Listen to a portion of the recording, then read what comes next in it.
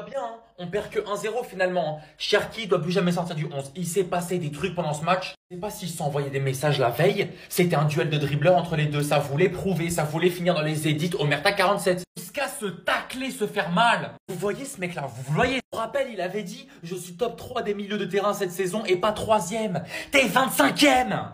T'es pourri. Manu Koné, c'est la même chose. Ça a pu nous coûter un penalty au début du match. Dire comme un Schmeta, alors qu'il y a Dembous tout seul, il y a Lotin à gauche. Pourquoi faire? Voilà, pourquoi faire?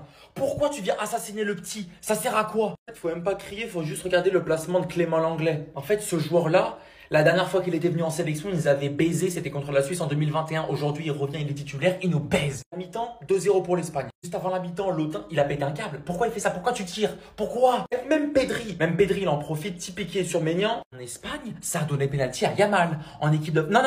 Lui, il veut rien savoir, il a arraché le ballon. Donne-moi ça. Le petit célèbre, mais regarde pourquoi. Et c'est le pire défenseur qu'on a eu dans l'histoire de l'équipe de France, Clément Langlais. Un petit piqué de Lamine Yamal, c'est son doublé. Et là, Ryan Cherki est rentré. Il n'est pas timide, première sélection, même pas titulaire remplaçant, il rentre, demi-volée dans le petit filet. Si on est passé de 5-1 à 5-4, c'est grâce à lui. Chaque fois qu'il touche le... En fait, il a éteint le match de Yamal. Voilà. Toute la lumière qui était portée sur Lamine Yamal pendant ce match, en l'espace de 10 minutes, elle est passée sur lui. Donc tant mieux, ce match il compte pour du beurre, j'en ai rien à faire. Dembélé en plus il est sorti en boitant, en se touchant la jambe. Là les joueurs du PSG, ils vont retourner dans leur club, le haram ball. Ça suffit. Merci pour le divertissement avant tout. J'ai l'impression que le match il était plus attendu que la finale de la Ligue des Champions. Il a tenu toutes ses promesses. 5-4 score final. Mais vous faites pas bluffer par ce score. Je suis désolé. Parce que la France fait une remontada, mais il y a un moment du match où il y a eu 5-1 pour l'Espagne. Avant l'entrée de Ryan Cherki, c'était un match pas à sens unique, c'est faux. Mais la France doit faire mieux. Deschamps doit faire mieux. Tu peux pas te faire éclater comme ça. Tu peux pas afficher l'anglais en demi-finale de Ligue des Nations. Tu peux pas mettre l'anglais Konaté, Kaloulou en défense en demi-finale de Ligue des Nations. Au bout d'un moment, va falloir prendre ses cojones. Lui là, faut le mettre sur le côté gauche. Qu'il le veuille ou non, c'est là où il est le meilleur. C'est pas un 9, c'est toujours pas un 9 et il joue pas comme un 9. Et même le penalty, il l'obtient dans une position d'ailier gauche. Quand je vois tous les joueurs dont la France dispose, regardez juste les remplaçants, la différence qu'ils font. Malo Gusto, Cherki. Au final, que vous le vouliez ou non, même Kolo Muani qui pour moi est plus un 9 que Kylian. Il y a trop de choses à revoir dans cette équipe de France. Parce que l'Espagne en face, ils sont venus et ils ont pas rigolé. À la base, ils mettaient 5-1 à l'équipe de France. Ils sont relâchés et il y a surtout l'entrée d'un homme qui a fait basculer tout le cours du match. Mais vous savez déjà, bien évidemment, je vais parler de lui dans une autre vidéo. En tout cas, les Barcelonais ont répondu présent. C'est ma satisfaction du soir. Pedri buteur, Lamine Yamal doublé, MVP, et on aura droit à une finale, Portugal-Espagne. C'est dommage, hein, parce que je reste persuadé qu'il y avait de la place. Je reste persuadé qu'avec la bonne compo dès le début du match, avec un peu plus de réussite, il y avait de la place pour l'équipe de France. Le meilleur joueur des Bleus se cache dans cette image. À vous de deviner. C'est trop grave l'entrée de Ryan Cherki. Premier match en bleu. Un but du futur, contrôle pied droit, il lève la balle, reprise pied gauche. Unai Simon qui était en feu ce soir peut rien faire. 5-2. Derrière, il t'envoie cette passe pour le centre de Malo Gusto. Mais comment il la voit? Derrière, Viviane contre son camp. 5-3.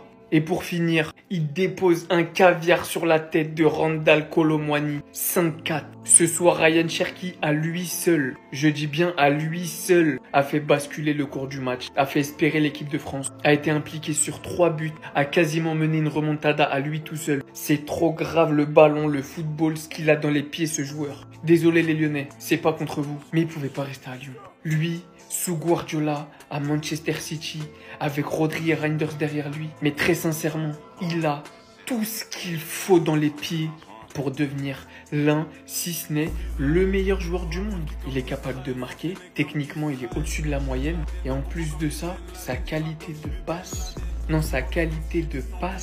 je sais qu'il y en a qui ont encore la haine de lui, parce qu'il a pas choisi l'Algérie. Moi qui fasse sa vie, il a fait son choix, c'est un joueur des Bleus, bon courage à lui. Et honnêtement aujourd'hui, je sais qu'il a fait fête. 1, 2, 3, 4, 5, 6. Ce petit, les gars, c'est juste le cauchemar d'Mbappé.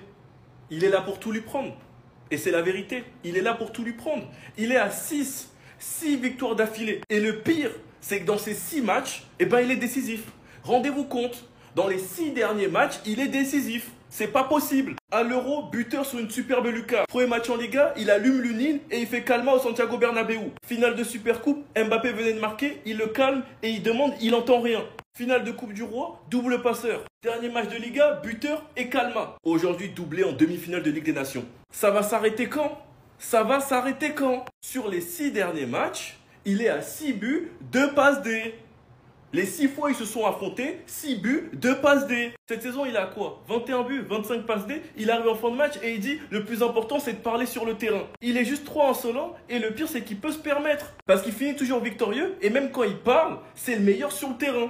Et il est là le problème. Je vous jure les gars, je comprends la frustration qu'il y a sur ce joueur. Parce que c'est juste trop grave d'être insolent et fort. Sinon vous les gars, vous en pensez quoi? Ramenez-nous sur ta personne sans nul. Je le répéterai jamais assez. Mais Deco, quand tu vois ça, ça te plaît pas? Deco, Laporta. Quand vous voyez Nico Williams et Lamine Yamal, ça vous plaît pas? Ok, il demande un gros salaire. Mais il faut savoir que pour le Barça, Nico Williams est la meilleure option possible. Sportivement, on ne peut pas faire mieux. Recruter un jeune ailier espagnol qui connaît déjà le championnat, qui est ami avec tout le vestiaire et qui est surtout bon et c'est surtout le profil qu'on recherche. 60 millions la clause les gars, il faut tout faire pour le recruter, sinon on va regretter. Regardez juste son match aujourd'hui les gars, c'est lui le premier buteur, c'est lui qui fait la passe à Lamine Yamal qui amène le penalty, c'est lui qui fait une superbe passe pour Pedri qui met son ballon piqué. Un but, 2 passes D. Et Kari, Laporta et Deco ça vous plaît pas?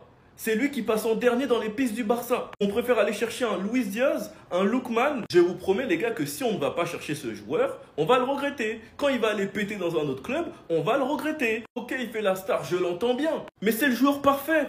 On peut pas recruter mieux, c'est le joueur parfait. Franchement les gars, ça m'énerve et ça me frustre quand je le vois jouer avec l'Espagne. Parce que je sais très bien qu'il va jamais nous rejoindre. Jamais. Enfin bref, sinon vous les gars, vous en pensez quoi? Ramenez-nous sur Snap sans s'ennuie. C'est peut-être pas lui qui va remporter le ballon d'or, mais c'est lui le meilleur joueur du monde et personne peut le nier. Personne. On parle d'un gars qui ouvre sa bouche avant un match, il sait très bien qu'il nous affronte. Donc il met le but qu'il a mis en demi l'année dernière. La veille du match, il se pointe et il met un doublé. Il se pointe, il met un doublé. En étant quasiment toujours la passe clé sur les autres buts. C'est juste abusé ce joueur. C'est juste abusé les gars, c'est quoi? C'est le joueur ultime. Il n'a que 17 piges, c'est le joueur ultime. Rabiot fait faute sur lui, il prend ses responsabilités, il met le penalty. Quand tu sais que c'est le joueur qui a le plus parlé, qui met un doublé les gars, c'est juste frustrant. Et il confirme encore une fois que c'est le meilleur joueur du monde. Quand Lamine Yamal reçoit le ballon les gars, il se passe quelque chose et personne ne peut le nier. Et de me dire que ce joueur joue dans mon club et qu'il a prolongé jusqu'en 2030-2031 les gars, on peut que être heureux. C'est le bonheur, on peut que être heureux. Rendez-vous compte les gars que c'est sa 2e saison professionnelle. 2e saison professionnelle, l'année dernière top 8 au Ballon d'Or. Et cette saison il va finir top combien? Minimum dans le top 3 et c'est juste une dinguerie. Dites-vous qu'on est dans un monde où s'il finit à la 2e place, les gens vont le vanner. Rendez-vous compte, il finit à la 2e place, les gens vont le vanner. C'est le joueur ultime les gars. Sinon vous les gars, vous en pensez quoi? Ah oui, sur Snap sans s'ennuie. Il parle! Mais alors qu'est-ce qu'il agit? Pendant que tout le monde l'attendait pour lui faire un pressing. Une fois de plus, Lamine Yamal répond présent. Vous pouvez me dire tout ce que vous voulez. Vous pouvez le juger sur son âge ou pas. MVP du match en finale de Ligue des Nations. Qu'on se regarde droit dans les yeux. Lui donnez pas le ballon d'or. Ça me dérange pas. Je m'en fous en fait. J'ai toujours dit que personnellement je le donnerais à Rafinha. En revanche, ne venez pas me parler et me dire que c'est pas le meilleur joueur du monde. Je vous dis même pas ça parce que ce soir c'est le meilleur joueur du match et qu'il a fait une performance légendaire. Non, non. Il a parlé, il est venu, il a mis son doublé, il est impliqué dans le premier but, il a fait son match, il se qualifie en finale de Ligue des Nations, encore une fois à seulement 17 ans. Encore une fois, un affrontement entre le meilleur joueur du monde et Lamine Yamal. Encore une fois, Lamine Yamal qui remporte cet affrontement. Dites-vous, il est tellement fou que regardez le genre de stats qui sort. Lamine Yamal est le premier joueur à inscrire 3 buts à la France avant l'âge de 18 ans depuis Pelé. Depuis Pelé. Non, dites-moi, elle sort d'où ces stats? Je sais pas si vous réalisez. En tout cas, une chose est sûre. Vous pouvez l'aimer, vous pouvez le détester, mais vous pourrez jamais me dire que vous prenez pas du plaisir devant ces matchs. Ça, c'est faux. Ça, c'est un mensonge. Donc, je le redis. Il mérite peut-être pas le ballon d'or, mais c'est le meilleur joueur du monde. Et match après match, il fait que de le prouver, en fait. Même ceux qui propagandent d'autres joueurs ballon d'or le reconnaissent. C'est le meilleur joueur du monde. Tout ça à 17 ans. Non, faut juste s'incliner devant le talent, devant la performance. Faut juste respecter. Il fait une story avant le match, il enflamme un peu le match en conférence de presse, il parle un peu du ballon d'or, décidons le jeudi, le match arrive, il te met un doublé, il finit homme du match. C'est forcément des moments qui vont marquer, tu vois. Ce sont des moments, en fait, qui vont rester dans la tête des gens. Comme je vous ai dit, les journalistes ne sont pas des robots, ce sont des hommes comme vous et moi. Voilà. Ce sont des gens qui vont voter, qui vont se rappeler de cette performance encore ce soir. Même si ce n'était pas le meilleur match en carrière de Lamine, même si ce n'était pas un match de dingue, un match de fou, furieux, non. Mais il a fini homme du match et il a mis un doublé. Voilà. En fait, c'est ça. C'est ça, Lamine. C'est ça. Il parle et puis il assume après. Il parle, il assume. Il parle, il assume. Même face à l'Inter, il a parlé. Non, on voulait le vanner et tout. Mais il a parlé, il a assumé. Que ce soit l'aller ou le retour. Vous vous rappelez? Il parle et il assume après. C'est ça, Lamine Yamal. Et c'est une dinguerie de faire ça, en fait, à 17 ans. C'est une dinguerie de faire ça à son âge, en fait. Et je pense que c'est son âge, surtout, qui va beaucoup jouer dans cette course au Ballon d'Or. Parce que les gens vont se poser, les gens comme vous vont se poser, vont se dire, mais attends, on a vu qui faire ça à 17 ans? On a vu qui parler comme ça, qui prendre la parole et puis assumer après à 17 ans. C'est ça, en fait, la dinguerie avec Lamine. C'est qu'il est super jeune et il fait des trucs de vieux. Il fait des trucs que Cristiano fait. Il parle, il assume après. C'est chiant, les gars. Je me pose une question. Tu perds 4-0. C'est la 60e minute. T'obtiens un penalty. Tu sais que t'as de très faibles chances de réussir à te qualifier. Dans ton équipe, t'as un joueur qui fait la course au Ballon d'Or. Pour de vrai, lui.